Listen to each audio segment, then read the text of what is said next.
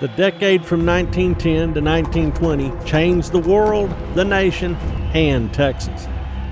Internationally, the Great War between the major global powers had rearranged the relationship of the nations to each other.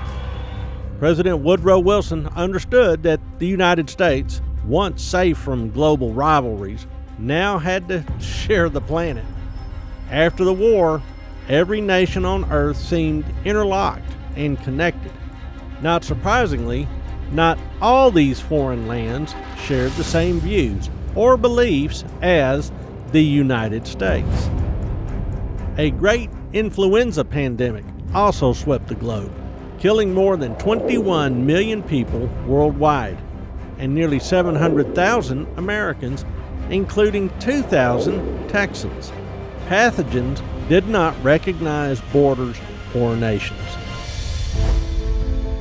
Wilson had led America to war to assure a place for democracies, like the U.S., in this new order. The world seemed crowded by autocrats, dictators, and oligarchs. Texan Edward M. House, the president's closest advisor, became one of the architects of the world the war had created. He helped Wilson articulate his famous 14 points as the American war aims. House also assisted in writing the Treaty of Versailles, which would officially end the war.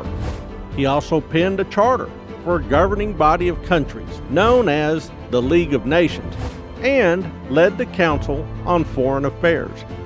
The impact the Houstonian had on how the world operates continues to this day.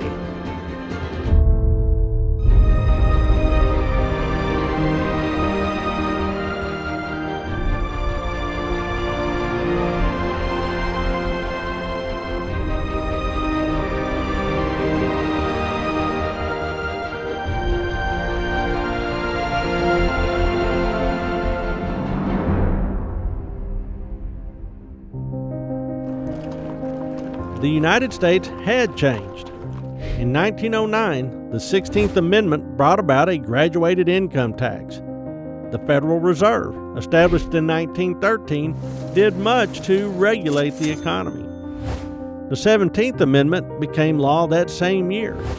Now, U.S. senators, once chosen by the state legislatures, would be chosen by the citizens in a general election, eroding another aspect of state sovereignty. Then came Prohibition. Making liquor manufacturing, sales, and consumption illegal had been a cherished dream for many for decades. The 18th Amendment became law in January 1919, written mostly by Texas Senator John Morris Shepherd. Political bickering between the dries and the wets shaped many races across the state. The 19th Amendment finally allowed women to vote. Annie Webb Blanton had already assumed office in Texas as state superintendent of public instruction the year before. She was the first woman to break the barrier of a woman serving in a statewide office in Texas. Political drama in Texas had provided some diversion during that time of war.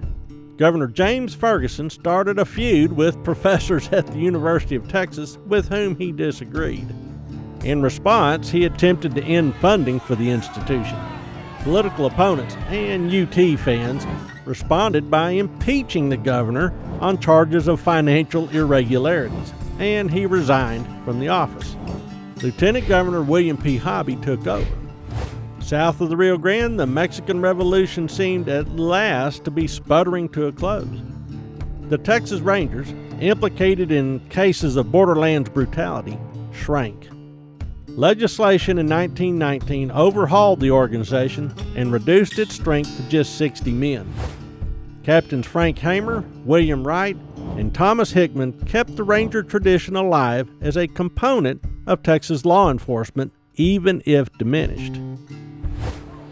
Mostly, though, Texas continued prospering. The war had brought new people to the state, as well as new revenues. New oil discoveries helped fuel war machines. National oil companies came to Texas to cash in on the boom, but were stopped by anti-monopoly lawsuits.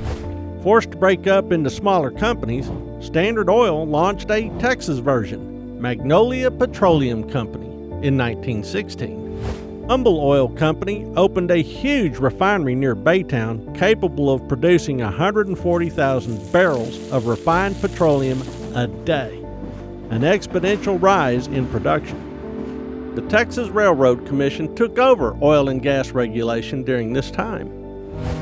The new Houston Ship Channel and the rising price of cotton convinced the massive brokering firm of Anderson, Clayton and Company to move to the city as well. The Texas story was quickly becoming a national story and a world story, a modern story, with even more voices joining daily.